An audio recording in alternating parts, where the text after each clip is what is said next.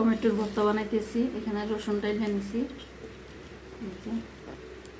সরষের তেল দিছি, পোড়া মরিচ, এখানে আছে পেঁয়াজ।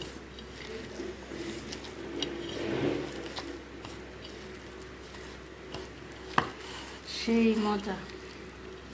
দুপুরে তো ভালো মন্দ খাইছি, এখন খাবো যে টমেটোর।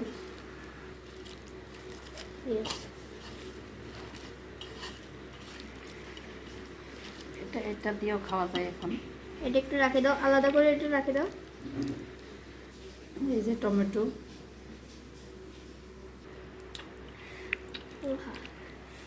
তুই তো ভাত খাই ফেলছিস, তুই তো এখন আর খাবি না।